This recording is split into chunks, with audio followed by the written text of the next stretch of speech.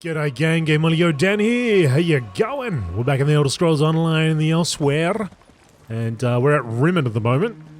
I'm just hearing like cats and people yelling, and it's crazy town here. Anyway, Abnathar's waiting for us. I expected sorrow and despair, but the situation here goes beyond even my prophetic inklings. Are you sure? Rimmen looks peaceful to me. On the surface, yes. But peace through tyranny provides false harmony. Euraxia uses fear and threats of violence to keep the Khajiiti in line, making them second-class citizens in their own province. It appalls me to think Euraxia and I are related. Fear and threats of violence? What do you mean exactly? It would be better if I showed you. Follow me and I'll demonstrate the true depths of my half-sister's villainy. Her grip on Rimmen is far tighter than it appears. Alright. Show me how Euraxia keeps the Khajiiti in line. Very well. But what I'm about to show you isn't for the faint of heart. Have you ever visited a Rimmen workhouse? They treat the Khajiiti workers worse than slaves. Rumors about Ashen Scar. Undead, mainly. I guess I can mark visitors. Sorry, go on, Abner. It's that building over there. For most of Rimmen's Khajiiti, it's the only job available to them. The workhouse serves to snare the poor and the destitute, those who fall behind on their debts. They come here to find employment and earn a decent wage, but the costs deducted to pay for room and board leave them worse off than they were before. The workhouse accepts only Khajiiti workers? One of the first things Euraxia did after declaring herself queen was to institute tariffs and fines that apply only to Khajiiti citizens. No one else needs the workhouse. A cruel tactic, but effective. There's nothing the Khajiit can do? The Rimmen Khajiit? No. Any complaints incur fines for causing a public disturbance or some other inane ordinance. No one wants to risk falling even further into debt. It's ingenious. Monstrous, but ingenious. Sounds like slavery. Oh, Euraxia is clever. She pays the Khajiiti, and the workhouse isn't technically a prison. On the surface, it appears to be a place that helps society's unfortunates, but underneath, it's slavery without any of the uncomfortable trappings. Let's move on. Now, let's visit the Rimmen marketplace.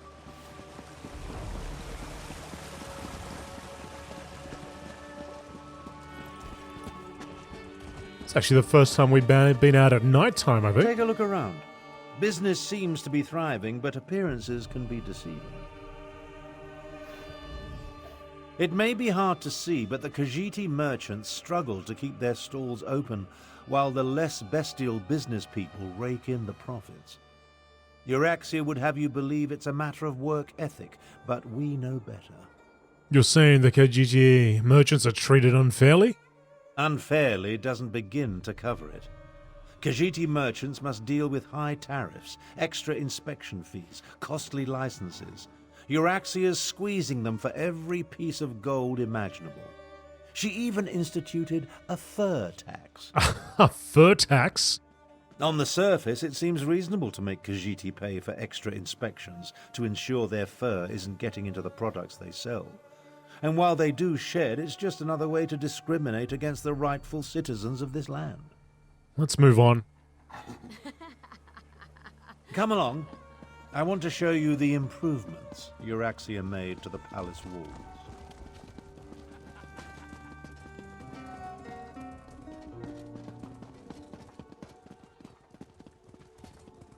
Well, they seem happy down there.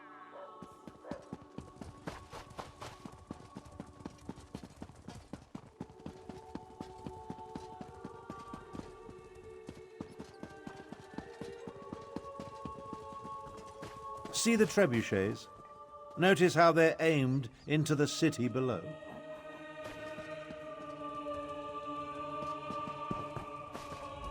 See how the siege weapons sit upon the walls? When it comes right down to it, you're looking at the secret of my half-sister's success. What do you mean her success?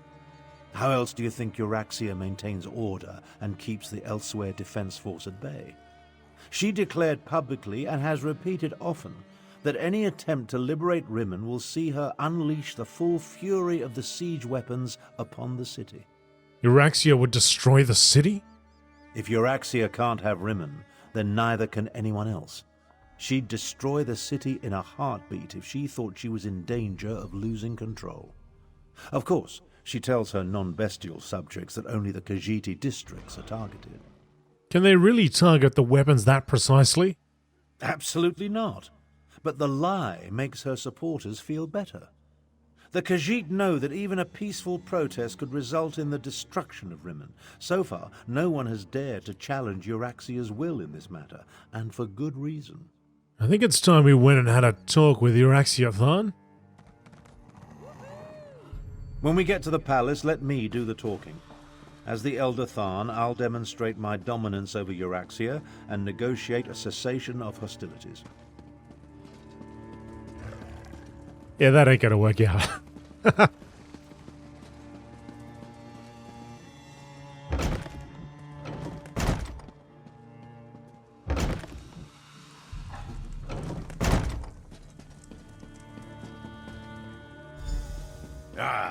Here come Queen Euraxia's guests now. I don't like the looks of these meddlers. I say we feed them to the dragons and be done with it. Cadwell the Betrayer?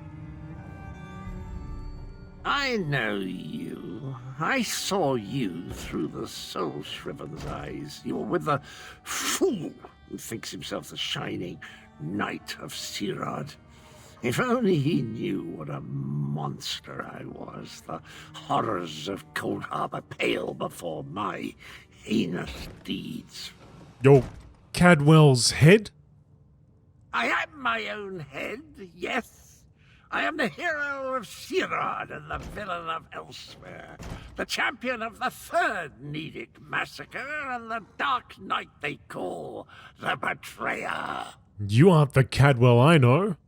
Of course not. I am the genuine article, much more real than a disembodied soul given shape in the flesh cauldrons of oblivion. But why do you presume to talk to me? I have killed greater beings than you for much, much less. You're the betrayer mentioned on the gravestone. Came to that conclusion by yourself, did you? That's what they called me. It has a certain ring to it, but I always preferred my more grandiose titles. Champion, Slayer, Dark Knight. When I am made whole, the cats will pay for what they did to me. You grab that head and stick it in that box over there. So you're Abner Tharn's bodyguard and valet. Not what I expected. I assume you want to follow your master into the Queen's inner sanctum, huh? I'll allow it. But first, I want to gauge the measure of your marrow. You're one of Euraxia's necromancers? I am Queen Euraxia's chief necromancer. You may call me Zumog Foom. The other Gravecallers answer to me. And this is my familiar and confidant, Sir Cadwell the Betrayer. That's Cadwell's head. Ah, yes. The Betrayer saw you when it looked through the soul-shriven's eyes. The creature you know is a pale shadow of the dark knight that once walked these lands. I exhumed his remains and reanimated him. Well, his head, it was all I could find. Why did you dig up Cadwell's head? My actions don't concern you. I just wanted to meet Abner Tharn's lackey and determine if Queen Euraxia had anything to fear. The answer is quite clear. Your insignificance rivals that of the soul-shriven fool, which makes you eminently forgettable. Now about the rest of my body, O pestilent one. Your insults won't hasten the process, betrayer. but there's a terrible draft in what used to be my nether regions. Right. Sure, we'll deal with the pair of them later on. Presenting Abner Tharn, Grand Chancellor and Overlord of Nibene, Imperial Battle Mage of the Elder Council, and Patriarch of the Tharn Dynasty, and his bodyguard. Ah, half-brother. Your arrival, it's so unexceptional. Pretending to be a queen Hush, Abner, you bore me. Bodyguard, you look interesting. Come talk to me. You heard her. Good luck. My sources indicated that my half-brother's associate was somewhat taller. Oh well. Now, why in the world should I even consider negotiating with members of the losing side? We came to warn you. The dragons consider you a puppet and they plan to betray you. A warning? How thoughtful. You do know that I defeated the Khajiiti army and took control of the Rimmon throne? I am no one's puppet, I assure you. But why do you suppose I have anything to do with dragons? The dragon helped the undead. Your necromancers unleashed on the Khajiiti Defense Force. Oh, how precious. I hoped my pompous half-brother would provide an amusement, but this is even better. I have a chamber set aside in the dungeons just for you. We'll play the most interesting games, you and I, until your body gives out. You agreed to this parley. That means we're here under a truce and are free to leave. Do not presume to lecture me. I make the rules here, not you or Abner. I have a special relationship with Mulamnir, an understanding. The dragons will secure my hold over Elsweyr, and there's nothing you or my half-brother can do to stop them. You can't win. We will free Rimmon and drive you out of Elsweyr. Enough! Zumog Foom, what news do you bring? The Desert Wind Adaptorium has fallen. We move against Riverhold on your word. Then the word is given. Now, half-brother. Treachery? How could I ever have anticipated this? Guards, take them to the dungeons. I think not. The recesses beneath Rimmon Palace were originally built to provide maintenance, access to its freshwater sanitation system, and then expanded into storage, wine cellars, and even connections to the crypts.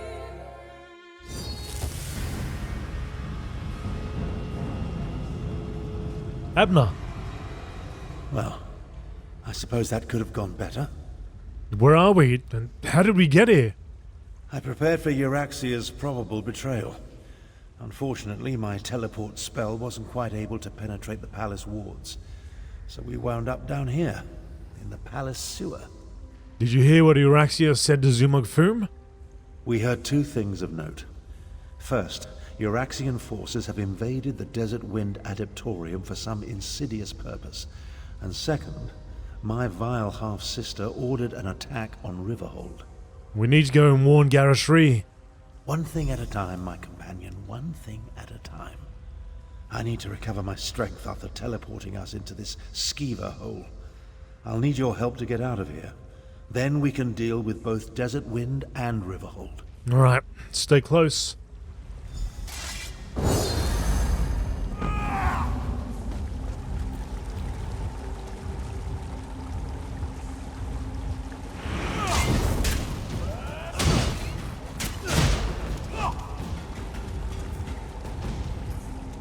Hopefully both directions lead to the same place.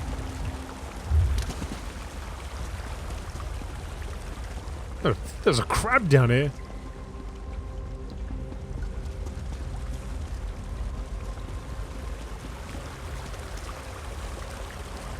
Skeleton stuck in that grating over there. Dead salamander.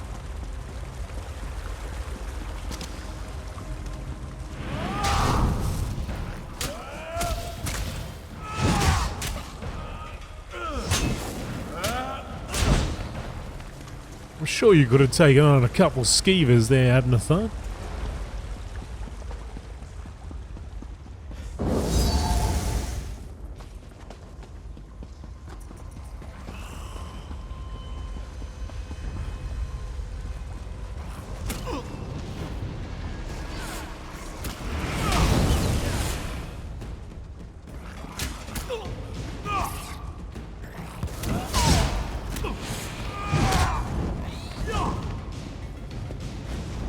Let's go, Abs.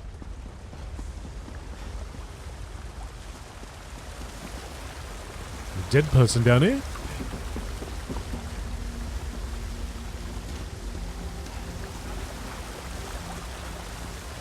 Yep, still with us.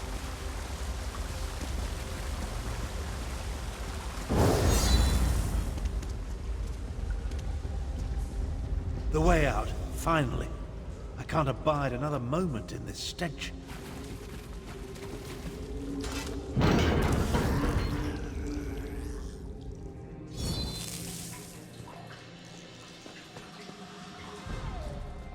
Well, that's an experience I won't be adding to my memoirs. We'll separate here. Make it harder for Euraxia's lackeys to follow us. We failed. The parley was a disaster. Now. Things actually turned out better than I expected. We know that Euraxia wants something from the Desert Wind Adeptorium, and we know she's about to launch a counter-strike against Riverhold. There's no way I can be in two places at the same time. That's not exactly true. If my power wasn't depleted, well, let's not digress. I'll go to Riverhold and warn Garishri. We'll make sure the city is ready for the attack. Meanwhile, you find out what's happening at the Desert Wind Adeptorium. I've been to the Desert Wind Adeptorium. What else can you tell me about it? Adeptoriums serve the same function as monasteries in other parts of Tamriel. Desert Wind and its adepts are dedicated to the Jan Kaj, literally the Order of the Desert Wind. Note that it has numerous entrances, in case the main door is blocked. Alright, I'll go to the Desert Wind Auditorium. You're just gonna shuffle about there a little bit? Okay, cool.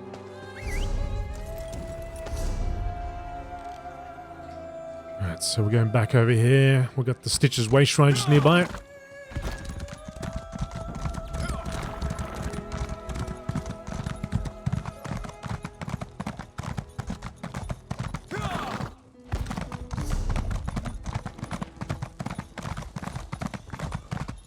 Shore's bones. Rigert knew he should have brought more mead. Hang on a second. I remember you. Rigert the Brash. The great cultural something or other. Is it you? Rigert's favorite diplomatic assistant. How have you been? Rigert has been busy bringing cultures together like a delicious stew made of strangers. Now Rigert could use your help. After our past success, it would be good to work with you again. Rigert, I'm in the middle. Alright, what's wrong? As soon as Rigert returned home from successful diplomatic endeavoring, the Skald King sent him to Elsweyr with gifts for the cats. Rigert is always given the most important, most faraway missions. Problem is, Rigert lost the gifts. How did you lose them? So many ways. First, a courier brought Rigert's package to Riverhold instead of Rimmen. Then, as our ship was boarding, a werebear attacked and stole honey needed for my special sweetbread. Last and not least, Rigert's famous minstrels are missing. Alright, I'll help you recover your missing gifts. Thank you, friend. Retrieve Rigert's package from Thadara in Riverhold Marketplace and meet me after in the Stitches. Rigert's diplomacy waits for no man, or woman, or cat. But be careful. Sweaty threats fill Elsweyr's deserts. What have you been doing since the last time I saw you? The Skald King charged Rigert with handling all matters that are out of his sight, so Rigert has been very busy, friend. It's difficult work, and it doesn't leave enough time for drinking too much mead, but Rigert wouldn't have it any other way. Oh, Rigert, okay. Oh, what happened? Talk to Rigert. Oh, okay, we're gonna ask him about the package. Thank you, friend. What's in the missing Rigert's package? The finest coats in all of Skyrim. A gift for Canon Reeve Jusdo to make peace between the Nords and Khajiit. Rigert would already have them if his courier wasn't completely incontinent. The package was delivered to Thadara in Riverhold Marketplace. I'll retrieve the package. What about your stolen honey? It's impossible to find Windhelm-worthy honey in Elsweyr, but this cat merchant says honey flowers for Merryvale Moon Sugar Farms will work for baking sweetbread. Rigart's cooking is sure to make peace between the Nords and Khajiit. I'll gather the honey flowers. What about the missing minstrels? Rigart hired Skyrim's best band, the Screaming Mammoths, to play for Lady Issa. She has great influence with the cats, so Rigart needs to gain her favors to clinch peace between our peoples. Last Rigart heard, the band was at Valenwood Gate. Alright, I got it. I'll get the package, pick honey flowers and search for the minstrels. Oh, Rigart, I know how this is gonna go.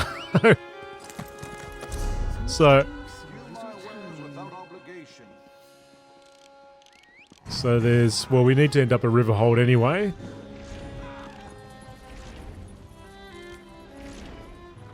Alright. I think what we'll do is we'll focus on the main quest. And we'll do this as we head over into those areas.